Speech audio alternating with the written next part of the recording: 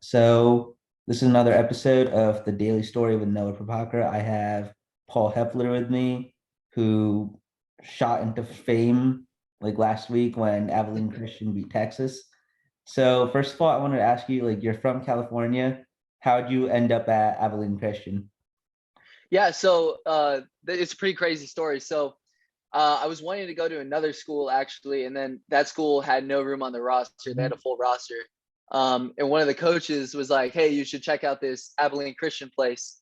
And as a man of faith, as a Christian, I was intrigued by it because that's one of the things I was looking for in a school. But I also had another couple opportunities to walk on at some other places that interested me more. And I remember the day before I signed to ACU, I said I wanted to go to this other school.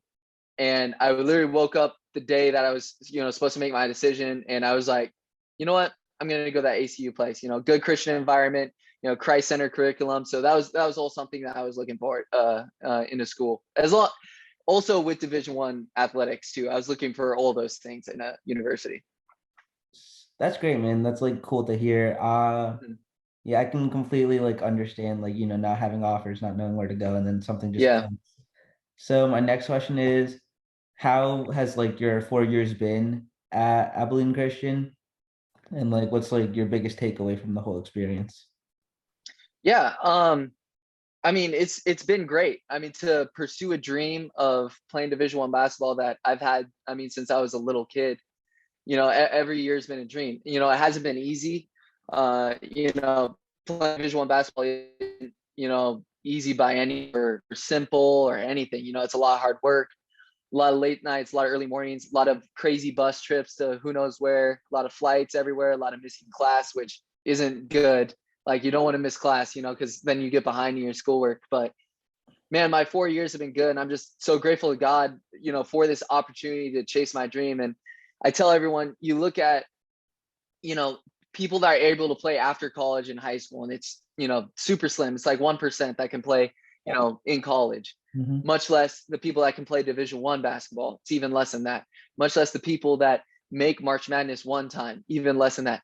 Like make March Madness twice, even less than that, and then win a game in March Madness. I mean, I've been able to be a part of something that so very few teams are able to be a part of. So I'm always going to be grateful for that. And yeah, 4 years have just been a dream come true.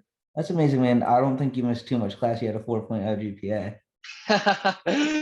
My professors are good to me. They really helped me a lot while I was on the road. And they knew that I was a guy that knew that academics came first, Mhm. and academics would help me in my next stage of life. And, having a 4.0 was one of my goals, coming into college. I wanted to do that. So yeah, big shout out to my professors. They were all really cool, really understanding, even though, I've missed months of class, from traveling and everything. So yeah. So my next question would be like during the Texas game, you didn't play at all, but like you were just hyping everybody up. You went viral for hyping everybody up, doing the horns down. So like what made you do that? Like why would you do that even though you weren't playing at all? So it's funny, like, um, I've done this my whole career, and I think a lot of people get it twisted. Like, obviously, I would want to play 40 minutes a game. I really would want to. Mhm. I worked for that. I worked. I'd be in the gym after practice. I'd be in the weight room getting extra reps. But I did everything within my control. To get reps. So I slept good at night. So there was a Rick Warren sermon. He's a really famous pastor, and he said this. I think my freshman year, he said, if you can be happy for others, you're going to be happy all the time, because our personal accomplishments, they're few and far between. So if you're only happy when something good happens to you, you're going to be, upset most of the time. So I wanted to take that, to the next level. I wanted to be happy for everyone on like every point they scored. So, I've been crazy my whole career, man. Like in the Southland, we play in huge gyms with not a lot of people in them. Yeah. So we need to create our own energy. So I just took that and I ran, man. Like I wanted to help us win games by doing that.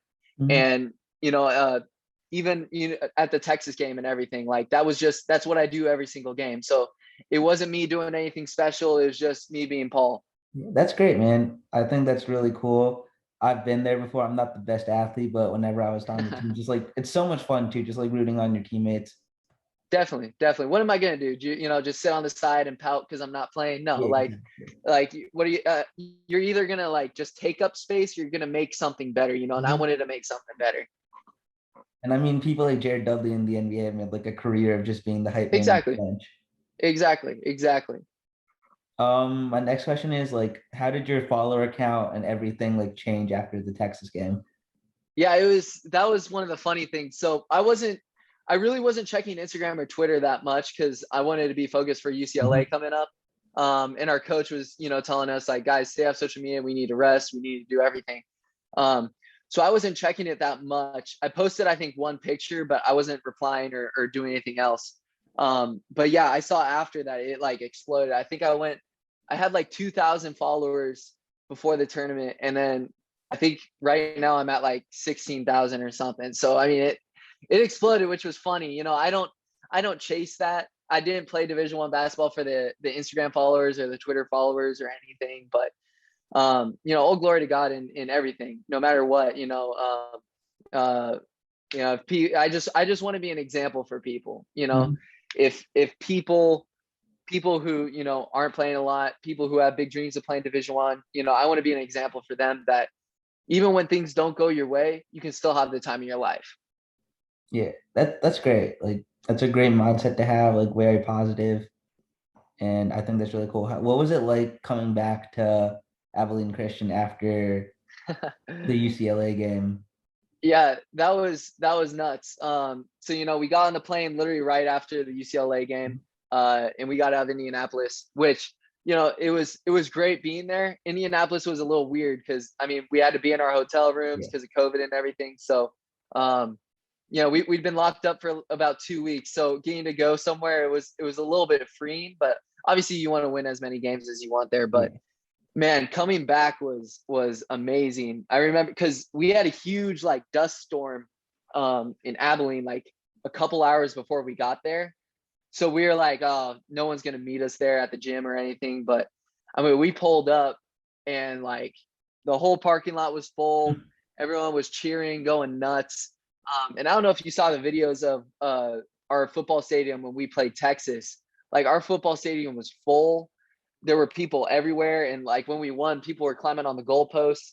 People were just being awesome. So I mean, that speaks volume to the school too. I love my school.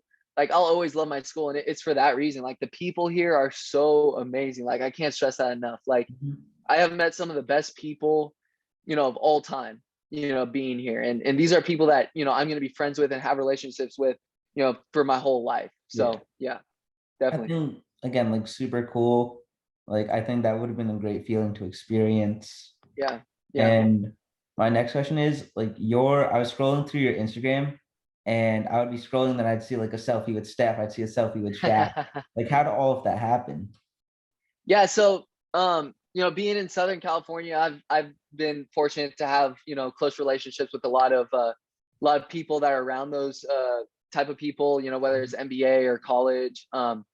So yeah, it's having relationships with people and being in the right place at the right time. Um, yeah, one of my good friends, Christian Jackson, his dad was the head coach of the Warriors, Wow. Mark Jackson, and they are great people. They're some of my really close Mhm. friends, and they always will be. They're just great, godly people, and I was fortunate enough to go to a bunch of games with them while he was coach of the Warriors. So that's where I got to know Steph and take some pictures with him. So yeah, just being in the right place at the right time Yeah. and knowing the right people. Yeah. And I mean, when like you seem like an amazing person from like the 5 minutes I've talked to you. So I'm Yeah. sure like Thanks, man. everybody wants to like, have you at the game with them. Um, so you're from Southern California. Yep. How'd you end up a Boston Celtics fan? And before you Man. start, I'm a diehard Lakers fan. So when I Man, saw all the Celtics stuff on your Instagram and everything, I was like, oh man. man, you dug deep. Oh, I like that. I like someone that does his research. Yeah, so my parents, my whole family, they're big diehard Lakers fans.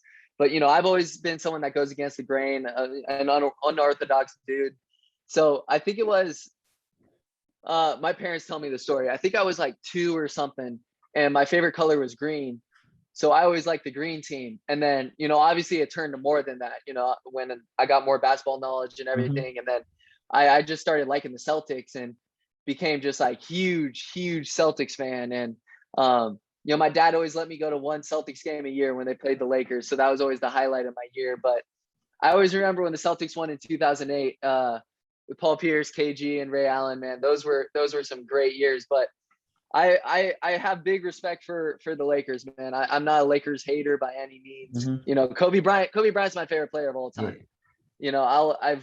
I grew up watching him, and I mean his work ethic, everything. In my mind, he's the greatest of all time. I'm not going to debate anyone on that. I don't debate. Same.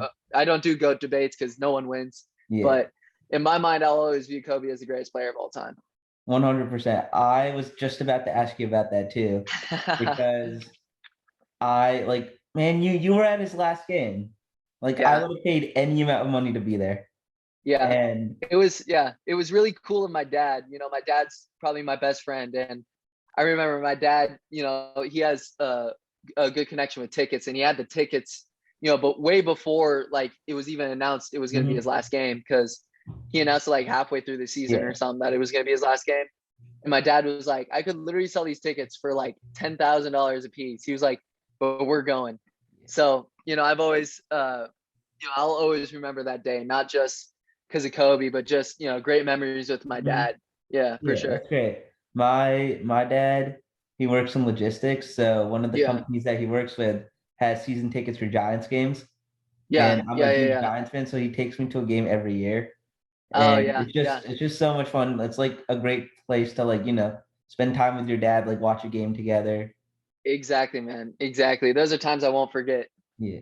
Um, I want like if you don't want to answer this, it's fine. You can edit it out, but like what did you go through like January 26th last year? Because for me personally, I found out and I just could not do anything for like the next 3 or 4 days.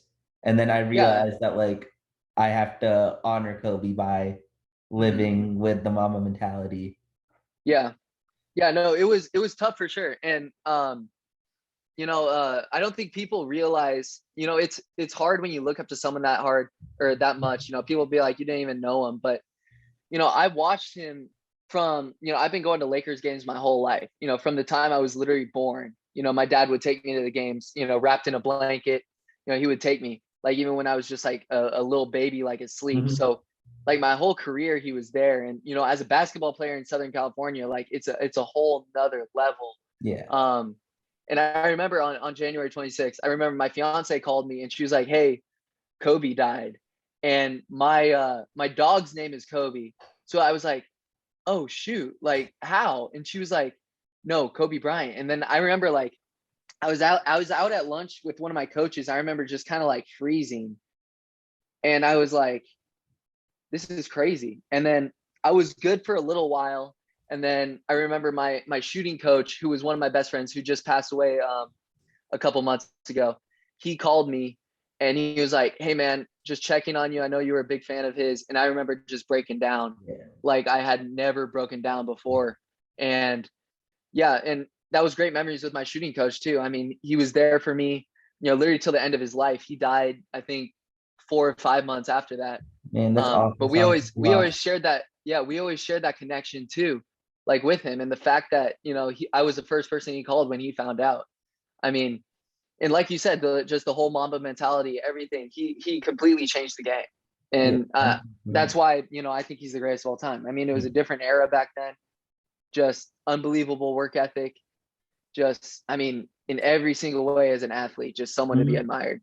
Hmm. I feel so I'm a business major Yeah, and I'm a huge sports fan. So like him as an athlete, like already like 100% goated, he's my goat. That's never gonna yeah, change. yeah, But hundred even percent. after he was done playing basketball, he kept the mama mentality with him.